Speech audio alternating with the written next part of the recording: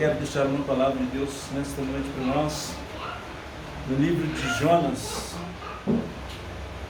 capítulo 3 do livro de Jonas, capítulo 3, a partir do versículo 3. A história de Jonas é muito conhecida, e até Jesus falou sobre Jonas. Quando pediram um sinal, Jesus disse que nenhum sinal seria lhe dado a não ser o sinal do profeta Jonas. Então, Jesus é Deus e o próprio Jesus falou de Jonas. Jonas não é uma mitologia, Jonas é verdade, ele existiu, não foi apenas um personagem, é uma pessoa, existiu. Então vamos lá para o versículo 3, Jonas capítulo 3, versículo 3. Vamos ler alguns versículos, não vamos ler o livro inteiro porque é complicado. Vamos lá. Mesmo se for complicado, o Espírito Santo vai descomplicar. Diz assim o texto: E levantou-se, pois, Jonas e foi a Nínive, segundo a palavra do Senhor. Ora, Nínive era cidade muito importante diante de Deus e distante diante de Deus, de 3 dias para percorrê-la. Começou Jonas a percorrer a cidade, caminho de um dia, e pregava e dizia: Ainda 40 dias e Nínive será subvertida. Os ninivitas creram em Deus e proclamaram um jejum e vestiram-se de panos de saco, desde o maior até o menor. Chegou essa notícia ao rei de Nínive. Ele levantou-se do seu trono, tirou de si as vestes reais, cobriu-se de pano de saco e assentou-se sobre a cinza, e fez-se proclamar e divulgar em Nínive, por mandado do rei e seus grandes: nem homem, nem animais, nem bois, nem ovelhas provem coisa alguma, nem os leve ao pasto, nem bebam água, mas sejam cobertos de pano de saco, tanto os homens como os animais, e clamarão fortemente a Deus, e se converterão cada um de seu mau caminho, e da violência que há nas suas mãos. Quem sabe se voltará a Deus, e se arrependerá, e se apartará do furor da ira, de sorte que não pereçamos. E viu Deus o que fizeram, e como se converteram do seu mau caminho, e Deus se arrependeu do mal que tinham dito que ele faria, e não o fez. Glória a Deus. Queridos, lendo a história de Jonas, a gente percebe a diferença entre os ninivitas e nós, e o povo de hoje. Dá para a gente perceber uma diferença muito grande. E acho que nós não entendemos nada. Eu chegar a usar uma palavra que não gostaria de usar. E talvez não esteja certo em usar. Mas às vezes eu acho desanimador olhar o mundo de hoje e olhar o mundo de Jonas. Às vezes é um pouco desanimador. Olhando com os olhos de Deus, a gente não vê assim porque Deus é bom. Mas olhando com os olhos da carne, a gente olha que o mundo parece uma pessoa que está numa doença que não tem mais cura.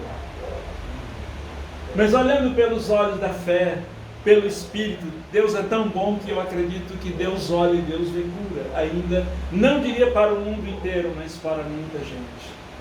Porque Deus é bom, Deus não olha como a gente olha. A gente tem o olhar de Jonas, e o olhar de Jonas não era o olhar de Deus. Como na maioria das vezes o nosso olhar não é o olhar de Deus. Mas vamos então para a diferença entre a gente e os ninivitas.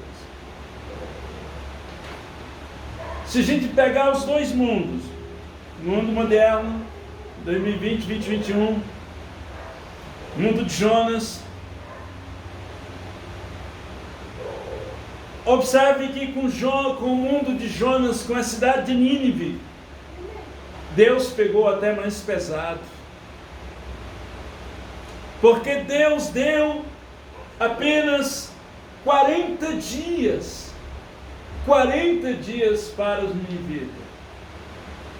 Nós já estamos indo para 365 dias que Deus deu à humanidade, para a humanidade se arrepender, e até aqui não aconteceu nada. Deus deu aos ninivitas apenas, eu repito, 40 dias. Eles tinham 40 dias para se arrepender ou serem destruídos. Nós já estamos indo para 365 dias, porque esta pandemia começou mais ou menos, pelo menos aqui no mundo ocidental, em meados de março. Já estamos chegando em fevereiro. Estamos indo para 365 dias, que Deus está esperando o nosso arrependimento, uma mudança de vida da humanidade, pelo menos, talvez, quem sabe, uma reflexão, quem sabe, pelo menos, uma reflexão. E parece que nem isso, eu acredito que em muita gente, Deus conseguiu arrancar. É lógico que não é todos, muitos se voltaram para Deus, mas eu acredito que talvez na maioria das pessoas, nem sequer uma reflexão para melhorar de vida, ele conseguiu arrancar. Os ninivitas, quando souberam da notícia, eles tinham 40 dias para tomar uma decisão. Eles não esperaram os 40 dias. Agora, o pior de tudo é que os ninivitas não eram povo de Deus. Nínive não era uma nação cristã. Nínive não conhecia Deus, não era Israel. Eles eram pagãos. Mas mesmo sem serem povo de Deus, eles agiram como povo de Deus, sem ser povo de Deus. Dá para entender? Por quê? Porque a Bíblia diz, Davi ensinava uma coisa, que quando Deus fala uma vez, a gente deve ouvir duas. E os ninivitas praticaram isso. Quando Deus falou, eles não ficaram protelando. Eles não ficaram deixando para depois. Quando Deus falou, foi imediato. Eles tinham 40 dias, mas eles não esperaram nem mesmo para o segundo dia. Deus falou hoje, primeiro dia, a partir de hoje vocês têm 40 dias. Primeiro dia, eles não esperaram para o segundo, foi hoje. Hoje mesmo, primeiro dia do anúncio, eles começaram a se voltar para Deus. Nós estamos indo para quase um ano. E eu não vi ninguém se voltar a Deus além daquilo que já era. Pelo contrário, parece que, falando de igreja, a igreja regrediu, a igreja andou para trás, a igreja voltou atrás, acho que esfriou muito mais do que aquilo que era. Parece que piorou. E eu acredito que muitos daqueles ninivitas que pereceram, morreram naquela época, porque sempre morre gente. Eu acredito que aquela geração foi salva, mesmo sem serem povo de Deus, porque a graça salvadora de Deus é para todos, sendo que naquela época não estavam debaixo da graça, mas debaixo da lei, mas ninguém tem um termômetro para medir a misericórdia e a graça de Deus. Então a Bíblia diz, aquilo que é revelado pertence a nós, e o que é oculto pertence a Deus. Deixo isso para Deus, mas eu, na minha pequena fé, acredito que muitos ali foram salvos pela misericórdia e pela graça de Deus, que alcança a todas as pessoas e a todos os homens. E os ninivitas, quando ouviram a mensagem, o versículo 5 diz que eles automaticamente se vestiram de saco e começaram a se voltar para Deus. Quando Jonas aparece nas ruas de Nínive, anunciando que eles tinham apenas 40 dias para se converterem, para deixarem o pecado, a maldade, a violência, eles começaram a buscar a Deus. O negócio foi tão forte, o arrependimento, a sensação de arrependimento naquele povo foi tão forte, de uma tal maneira, que eles nem mesmo esperaram que houvesse uma liderança na frente tomando conta, incentivando o arrependimento. Não, eles automaticamente falaram: nós temos que se arrepender, nós temos que mudar de vida, porque o bicho vai pegar, vamos mudar de vida, vamos se arrepender, vamos buscar o Deus dos hebreus, porque é a nossa única chance de sobrevivência. E eles começaram a buscar a Deus. Mas a segunda coisa mais importante que acontece na cidade de Nínive é que quando a notícia chegou ao rei, pela Bíblia aqui, a notícia chegou primeiro no povão, a Rádio Peão. A Rádio Peão ficou sabendo primeiro. E os peões já começaram a se converter. O segundo lugar em que a notícia chega foi ao rei de Nínive. E quando a notícia chegou ao rei de Nínive, foi uma coisa extraordinária. A primeira coisa que ele faz, ele se levanta do trono. Ele sai do seu trono. Mas ele não se levantou do trono com autoridade ou em forma de autoridade de rei. Ele se levantou do trono em forma de humilhação. Ele se levantou do trono dizendo para ele mesmo: eu sou o rei de Nínive, mas acima de mim existe um Deus todo-poderoso, acima de mim existe um Criador do universo, acima de mim está alguém que está sobre todos, e neste momento eu saio do trono, e se for possível, é como quem diz, se for possível, eu gostaria que ele sentasse no meu trono, no meu lugar, porque eu não sou digno de estar neste lugar.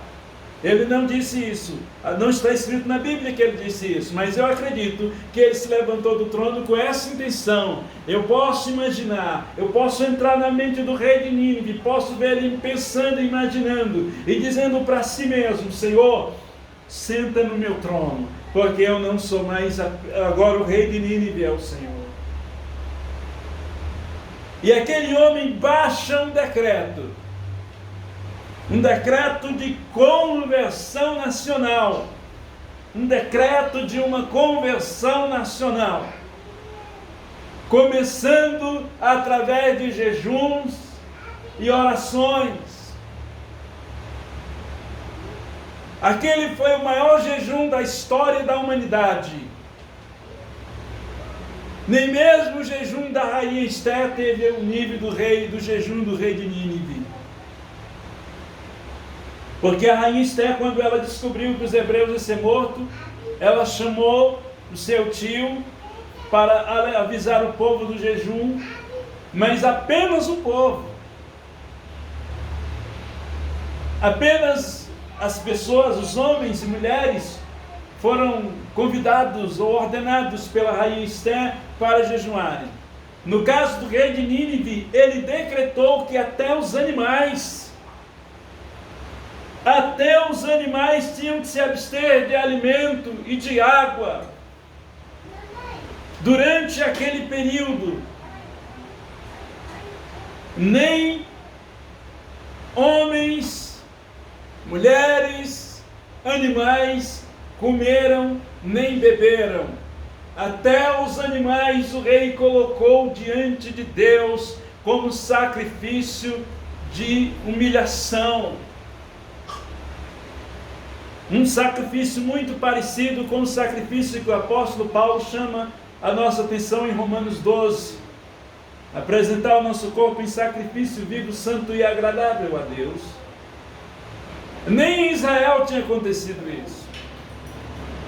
Esse foi o maior jejum, o maior arrependimento da história da humanidade até o momento já visto. Homens e mulheres não saíram para as ruas, para seus trabalhos, com suas vestes naturais. Nenhum homem de negócio, nenhum advogado, ninguém saiu de terno para o seu escritório. Nenhuma mulher saiu com as suas bolsas de marca, com as suas roupas de marca, para o seu trabalho, ou para o shopping, ou para algum lugar. A Bíblia diz que todos saíram, era um decreto real, todos saíram vestidos de pano de saco. Ninguém em Nínive saiu com suas roupas elegantes, todos saíram em pano de saco, em humilhação ao Deus vivo, pedindo a misericórdia de Deus. Nunca houve isso, nem em Israel, nem no meio do povo de Deus, houve uma coisa como esta. Foi o maior arrependimento da história da humanidade. O arrependimento foi tão sublime que Jesus sempre falava dos ninivitas. Os ninivitas foram um exemplo para Jesus. Jesus amava aquele povo. Sempre ele falava em suas ministrações o exemplo dos ninivitas. É interessante, porque foi o maior arrependimento da história. E o resultado não poderia ser outro, porque Deus é bom. Não poderia de forma alguma ter outro resultado, porque Deus é bom. O resultado está no versículo 10.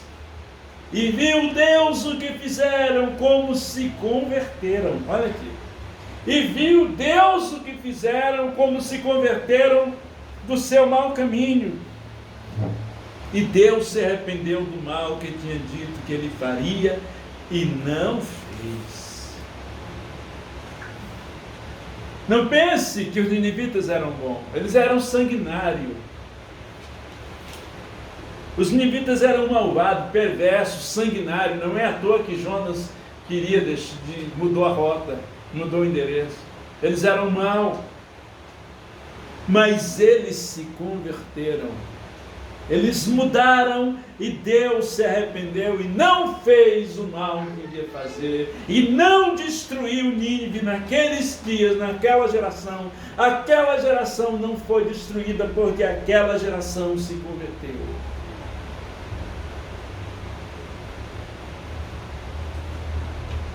Nós estamos entrando para um ano de sofrimento. O mundo, ali o caso era apenas uma cidade de Nínive. Hoje o caso é diferente. Nós estamos num caso mundial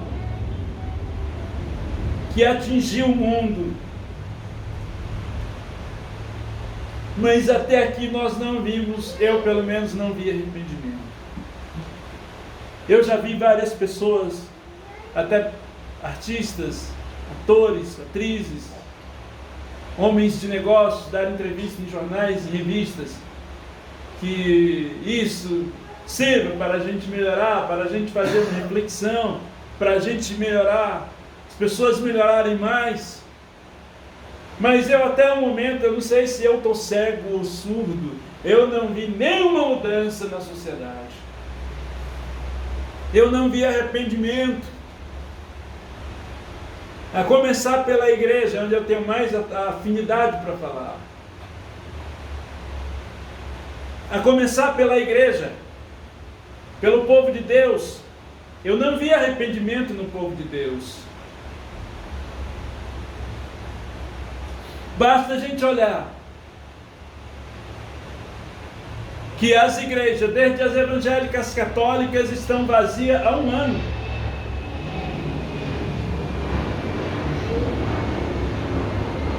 Isso não precisa falar mais nada, isso é uma assinatura muito clara. Não precisa falar mais nada. As igrejas, desde as evangélicas, as católicas, estão vazias há um ano. Se a gente tivesse a visão de Nínive,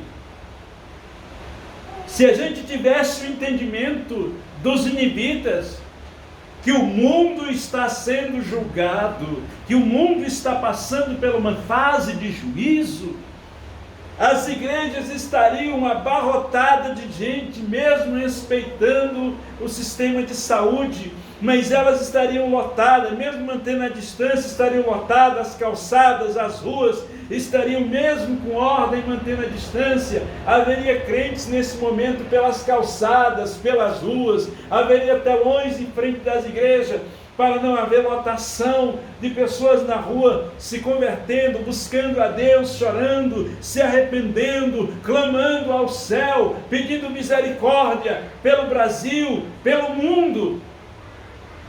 Mas pelo contrário,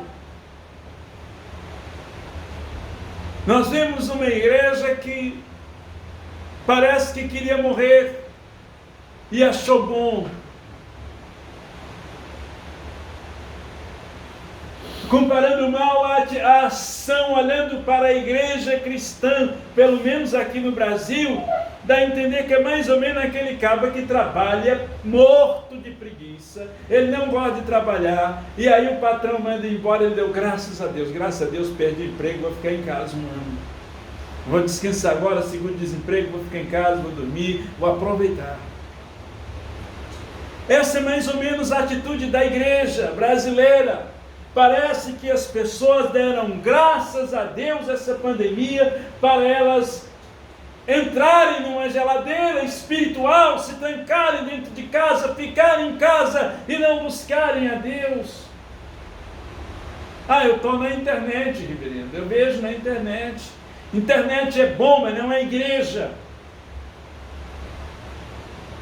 Deus, a Bíblia não tem pacto com a internet. Reverendo, claro que não tem, na época não tinha internet, a Bíblia é milenar, é antiga. Apesar da Bíblia ser milenária, é o livro mais moderno, mais atualizado e mais futuro, que fala mais sobre o futuro da história da humanidade. Não existe nenhum outro no mundo que fale do futuro da história da humanidade como a Bíblia. E não adianta tentar tampar o sol com a peneira. A igreja, Jesus foi muito claro: as portas do inferno não prevalecerão contra a minha igreja. Jesus foi muito claro, ele vem buscar a igreja, o alvo de Deus é a igreja, o projeto de Deus é a igreja, o amor de Deus é a igreja, não é a internet é apenas uma ferramenta de trabalho usada pela igreja. A internet é como um rádio, como uma televisão, como um panfleto que você entrega na rua, como um livro que você vende no mercado, um livro cristão. A internet é apenas uma ferramenta de trabalho para a igreja, mas a internet nunca foi e jamais será a igreja, e nada neste mundo nunca substituiu e nem jamais substituirá a igreja do Deus vivo. A igreja é a igreja e acabou. Mas as pessoas estão achando isso maravilhoso. Até porque esse lance de uma igreja movida via online é uma igreja sem liderança. E o ser humano não foi feito para viver sem líder. Nós não fomos feitos para viver sem líder.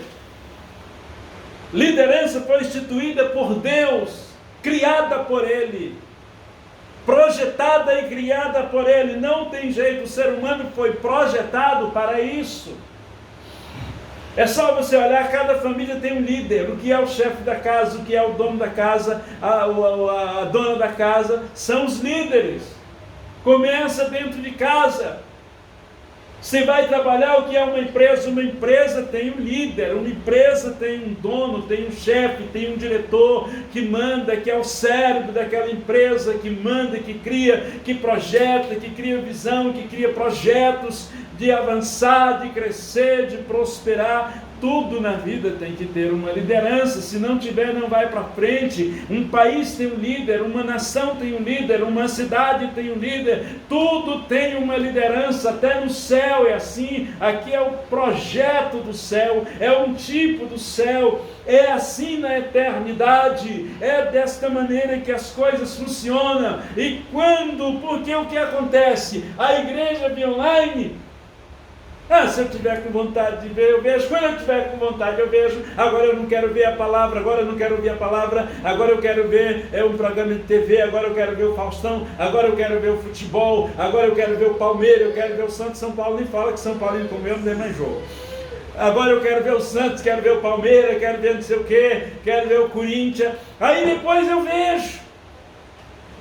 Nessa brincadeira, sem perceber, a gente coloca Deus atrás da porta, em quinto, sexto, sétimo plano, e vai colocando outras coisas no primeiro lugar. É por isso que tem igreja, é por isso que tem liderança, porque igreja é sinônimo de liderança, e liderança é para colocar a gente primeiro Deus, primeiro Deus, primeiro Deus, e primeiro Deus, e depois primeiro Deus, e depois primeiro Deus de novo. Deus é a prioridade da criação. Deus não é apenas a prioridade dos homens, nem dos anjos. Deus é a prioridade da criação. Se não for assim, não funciona. Quando qualquer setor da criação deixa de colocar Deus como sua prioridade, a estrutura começa a ruir e a coisa começa a desandar. Deus é a nossa prioridade. Não há compromisso. Igreja via online, não há compromisso, não há temor, não há quem temer, não há quem prestar conta. Eu sou o dono de mim mesmo, eu sou o pastor de mim mesmo. E Paulo chama isso de pastores do seu próprio ventre. Isso é prova que não houve arrependimento, nós não entendemos o que está acontecendo. É muito triste.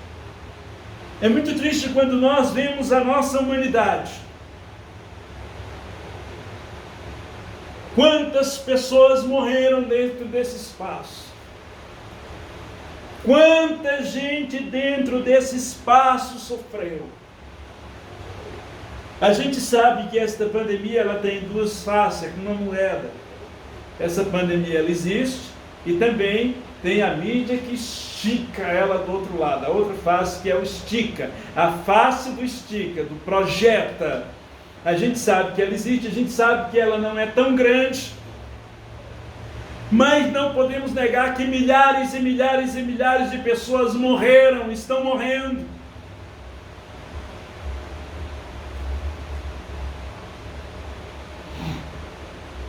E quando isso acontece, a gente tinha que pelo menos aprender alguma coisa. Essa história de coincidência não é verdade. Na vida praticamente não existe coincidência. Na vida existem acontecimentos que nos levam e que nos conduzem para perto de Deus. E quando as coisas não estão andando bem, a primeira coisa que a gente deve fazer é começar a observar, peraí, o que eu devo fazer? Onde eu devo mudar? Onde eu devo melhorar? O que está acontecendo comigo? Por que isso está acontecendo comigo? Deus permite situações desagradáveis para que a gente se aproxime mais de Deus. O provérbio diz que o avisado vê o mal e se esconde, o tolo sofre o dano. O provérbio diz que a vara é para o lombo dos tolos. O homem não foi feito para sofrimento. Deus não projetou a minha vida, Deus não projetou a tua vida para sofrimento. Nós temos algumas razões do sofrimento. A primeira é o diabo e a segunda é a gente. Deus não nos projetou para o sofrimento. Então, quando as coisas apertam, eu aprendi isso na minha vida. Todos os dias eu procuro Deus, espera aí, Deus, vamos se acertar. Porque quando as coisas não estão andando, a gente tem que começar a procurar, peraí, tem alguma coisa. O erro não está em Deus. Deus nunca erra. Deus permitiu. Eu não estou dizendo aqui que Deus mandou esta pandemia, mas Deus o permitiu para que a humanidade se volte para Deus.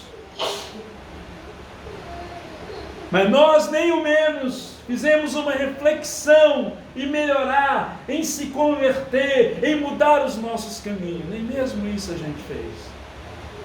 O mínimo do mínimo a humanidade não fez. Ela continua de pior a pior. Quando dá uma liberdade, os botecos ficam lotados. E ninguém no boteco está glorificando a Deus. Ninguém no boteco está com temor a Deus.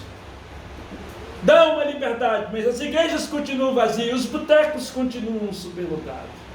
As praias continuam superlotadas. Não vimos arrependimento.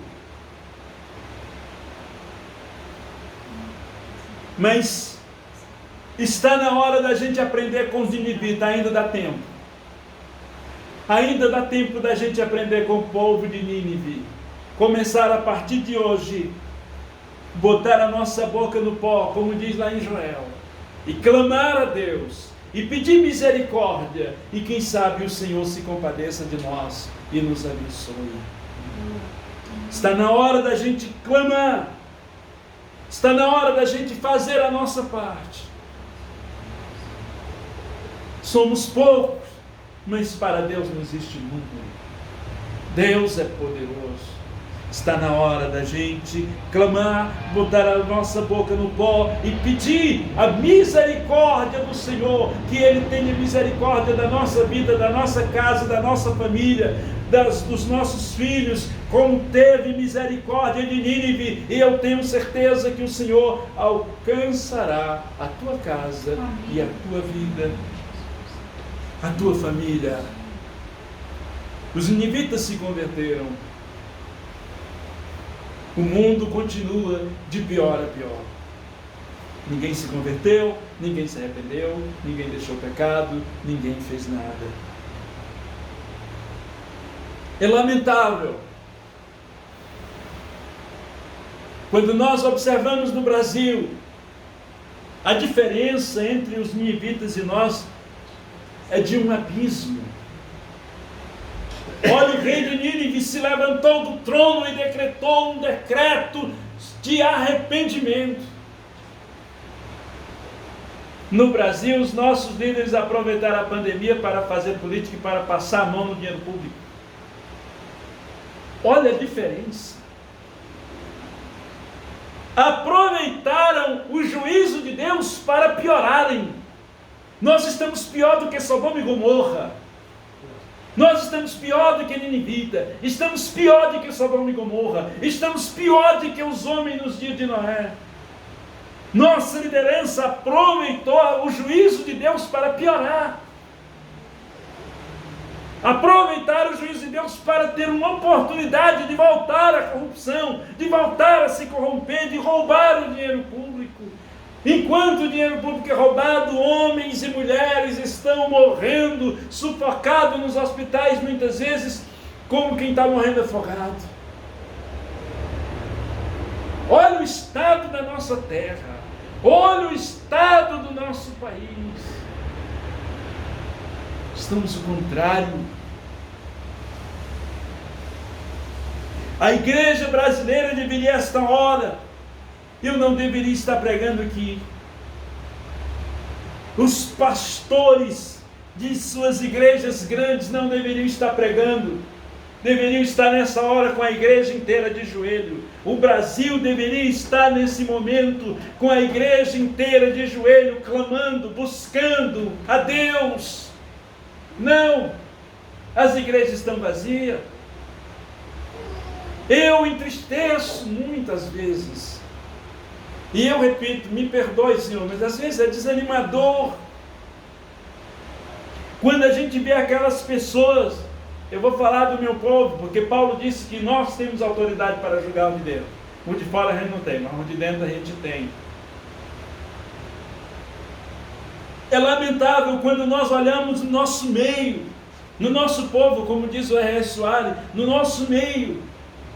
A gente olha no nosso meio aquelas pessoas que são influentes, que Deus deu a elas o poder da influência. Isso é espiritual, Deus dá, tem que ter pessoas assim. Deus levantou profetas, Deus levantou Jeremias, Deus levantou Ezequiel, Deus levantou Daniel, Deus levantou os apóstolos, Deus levanta até hoje pessoas importantes para serem influenciadoras de outras pessoas, para se voltarem para Deus. Essas pessoas no Brasil são totalmente diferentes dos profetas, totalmente diferentes de Ezequiel. Nossos profetas brasileiros, nossos influenciadores brasileiros são diferentes dos da Bíblia, são diferentes de Paulo, são diferentes de Pedro, são diferentes de Filipe, são diferentes dos profetas do Velho Testamento, de Jeremias, de Isaías, de Ezequiel, de todos os profetas. Eles receberam poder, receberam autoridade, receberam unção, receberam glória. Sabe o que eles fizeram? Deram linha, deixaram nós aqui sozinhos no sufoco, vamos morar nos Estados Unidos, no bem bom. Aqui acolá dá uma pitada na internet. Vamos lá para a América é sossegada. A terra do tio Sam ainda é um lugar bom. Lá é sossegado, não tem segurança, não tem a violência que tem